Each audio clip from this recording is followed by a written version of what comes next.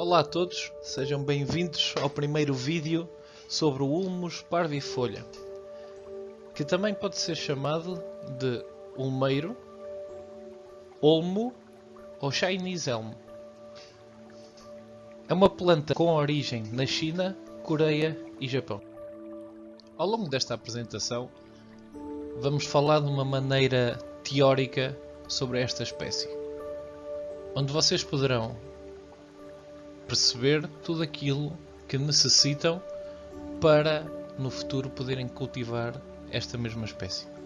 Vamos falar de estrutura, ambiente, transplante, rega, aramar, propagação e adubação. Ora, vamos lá então falar da estrutura. Começamos por dizer que esta espécie é de folha caduca, ou seja, no inverno as folhas caem e a planta fica toda despida. Esta espécie também é uma espécie de crescimento rápido, o que faz dela indicada para iniciantes. Por este motivo e porque tolera erros de poda nas raízes e na copa. Falando nisto da poda, sabemos que a poda tem que ser feita regularmente, porque facilmente ela perde a sua forma, ou seja, os seus patamares ficam fora de posição e ficam mais desorientados, mais desorganizados. Em relação à folhagem, ela tem uma característica própria, que é crescer em zigue-zague, ou seja, nasce primeiro de um lado do galho, a primeira folha, a segunda vai nascer do lado oposto, e assim sucessivamente, criando um Z, um S, de forma a criar este zigue-zague. Uma coisa que é importante e ter muito cuidado, que esta espécie cria facilmente conicidade invertida. Ou seja, se vocês deixarem crescer um galho na zona intermédia do tronco e ele crescer muito, quando forem a podar vai ficar uma espécie de um caroço junto à cicatrização. E daí ela vai ser mais estreita em baixo e mais grossa no meio e a seguir vai estreitar novamente. Por isso, a melhor técnica para engrossar uma planta deste género é fazer a técnica do cresce e corta, mas com a origem do galho de sacrifício no ápice. E assim, quando fizerem a poda, toda a árvore para baixo que vai ficar já engrossou por ela toda. A coisa também muito boa que tem ao usar esta técnica é que esta planta cicatriza muito rápido, entre 2 a 3 anos, o que torna a sua beleza muito mais fácil de obter. Uma última nota em relação à poda. A poda de estrutura, aquela poda mais refinada, deverá ser sempre feita no arranque da primavera, quando as gemas da planta começarem a inchar e que nos dá o sinal que a primavera chegou, é quando devemos fazer a poda. Porquê? A planta vê que tem uma certa energia disponível e para isso ela lança que pode ter, imaginemos, 50 gemas. Nós ao podarmos 20, vai passar a energia dessas 20 gemas para as outras 30 e daí vamos ter um crescimento muito mais vigoroso e muito mais espetacular. Esta espécie pode ser colocada tanto no interior como no exterior. Mas consoante esta decisão, ela poderá ter comportamentos diferentes e tem alguns cuidados específicos. Ou seja, esta espécie, quando guardada no interior, quando colocada no interior de uma habitação ou de outro local, pode não ter o mesmo comportamento como tem nas zonas mais frias. Ou seja, ela deixa de ser uma planta caduca e pode manter as suas folhas o ano inteiro.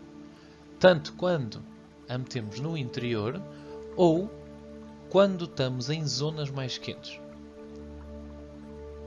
Esta planta necessita também de pelo menos 2 horas de sol para poder sobreviver. Como é óbvio, é aconselhável ter mais horas para não sobreviver apenas e prosperar.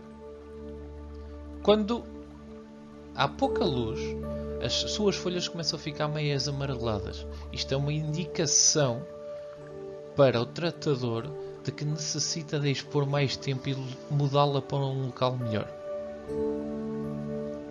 Esta planta também aceita muito bem as desfolhas e as podas drásticas, sendo que a altura indicada para as desfolhas é no final da primavera.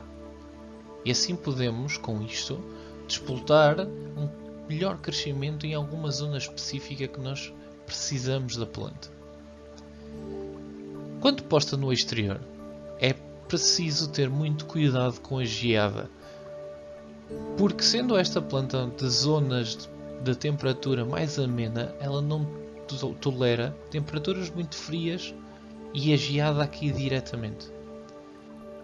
Não tolera também as horas de mais calor, porque pode ficar com as suas folhas queimadas. Por isso, quando posta no exterior, temos que procurar uma zona relativamente protegida. O transplante de humus para a folha, na minha opinião, pode ser feito de 3 formas diferentes. Anualmente, de 2 em 2 anos ou de 3 em 3 anos. Fazemos anualmente quando queremos trabalhar bem o nebari, a parte das raízes. De 2 em 2 anos, quando temos vasos grandes, quando temos a planta em treinamento, a engordar o seu tronco. E de 3 em 3 anos, quando já temos em vasos definitivos. Sendo que é extremamente importante que de 3 em 3 anos já se tenha um conhecimento muito elevado a nível da adubação. Pois, se não for feita corretamente e intercalada entre adubação orgânica e não orgânica, a planta vai-lhe faltar nutrientes e vai sofrer com isso. É importante, quando efetuamos o transplante, que analisemos bem as raízes, porque esta espécie tem uma extrema facilidade em criar raiz pivotante. E para quem procura um nebari de qualidade, não é o indicado para a espécie. E também não é indicado para a prática do bonsai. Porquê? Porque a planta alimenta-se através das raízes capilares, das raízes mais pequeninas. E se nós tivermos uma raiz grossa, pivotante, ela não vai absorver os nutrientes através dessa raiz. Por isso vai ocupar espaço e vamos perder capacidade de raízes capilares. Para o substrato desta espécie, eu costumo usar 50-50, ou seja, 50% de acadama e 50% de terra. Há uma exceção, que é quando as plantas estão em treinamento, ou seja, vasos grandes, de maior proporção em relação ao calibre da planta, para poupar algum recurso da acadama, eu costumo fazer 40-60. 40% da acadama e 60% de terra.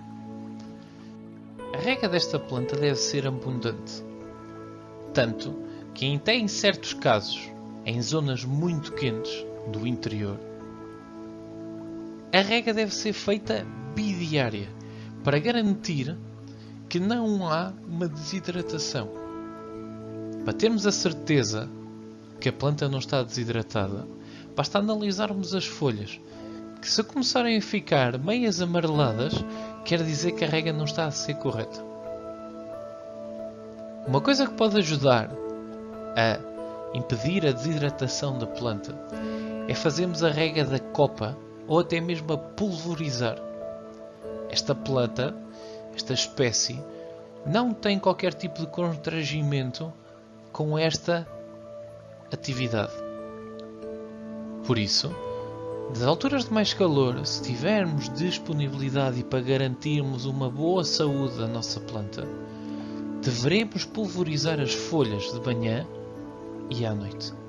Quando se trata de aramar o humus parvifolha, vamos notar a facilidade que temos de moldar a sua estrutura e de colocar os galhos conforme nós queremos. É importante termos muita atenção que os galhos apenas demoram 3 meses, no máximo, a adquirir a forma, a ficarem no local que nós pretendemos. Mas atenção, como isto é uma planta de crescimento rápido, ao final logo do primeiro mês já temos que estar atentos se não está a marcar o galho. E após este mês, verificar regularmente. Porque a qualquer momento pode começar a marcar. E se marcar, nunca mais sai.